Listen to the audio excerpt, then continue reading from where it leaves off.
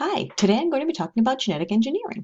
And I've chosen this topic for a couple of reasons. First, DNA is my favorite molecule, so I like to talk about it. And second, because we often hear these terms, genetic engineering, GMOs, DNA cloning, and they're kind of scary. So because they affect our everyday life, it's important to be informed and know what they mean. Let's start with GMOs. So I like to use this cartoon to talk about what GMOs are not.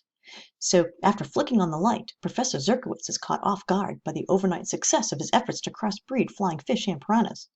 Now, this is funny because we can't really crossbreed flying fish and piranhas and end up with this sort of hybrid animal at the end of the experiment. But that doesn't stop some of us from using our imagination and dreaming up some bizarre combination of two species. But since genetic engineering very often affects what we eat, what we buy, how we vote, and other things in our everyday lives, we really need to be informed and understand the underlying science. So what really are genetically modified organisms, or GMOs? Well, I really don't like that term because essentially all organisms that reproduce sexually are genetically modified. So just like these puppies are different from and hybrids of their parents. And just like how generations of artificial selection can give us such different organisms such as the Great Dane and the Chihuahua. So instead, I like to use the term transgenic organisms, which are essentially organisms with altered genomes, the genome being the collection of DNA inside a cell, often by the addition of a gene from another species. So one of my favorite transgenic organisms is the glowfish. Now the glowfish is a pet that you can find at any pet store, and it's essentially a zebrafish, which has been genetically engineered to contain a fluorescent protein gene from a jellyfish, and you get these gorgeous glowing fish. Now, obviously, we can't mate a jellyfish with a zebrafish and end up with these beautifully glowing animals. So instead, we have to turn to genetic engineering, which is essentially splicing or moving a gene from one species, in this case the jellyfish, into the genome of another species, in this case the zebrafish. Now, before we talk about how to do that, let's talk about DNA in general and how it actually works. So I like to use an analogy of a recipe and a series of cookbooks, of volumes of cookbooks, and in this case using the analogy of the human genome, which contains 23 chromosomes where the DNA lives.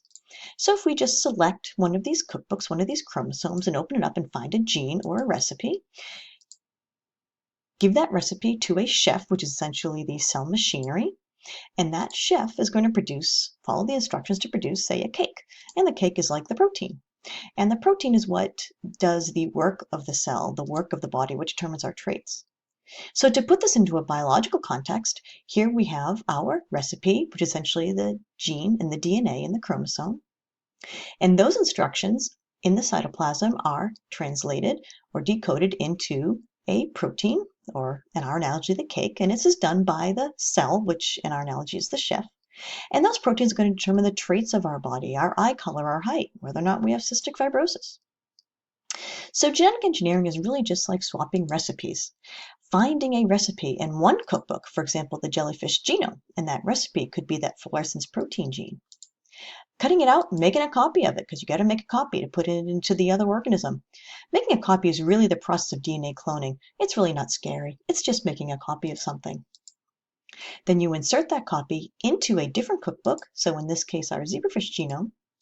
You let those zebrafish cells or those zebrafish chefs make essentially the same cake or the same protein, and you get the fluorescent protein and you get your glowing fish. Now, why would we want to do this? Well, we can study genes associated with human disease, and we can make lots of other transgenic organisms like crops and maybe animal models of human disease. We can study this in the lab.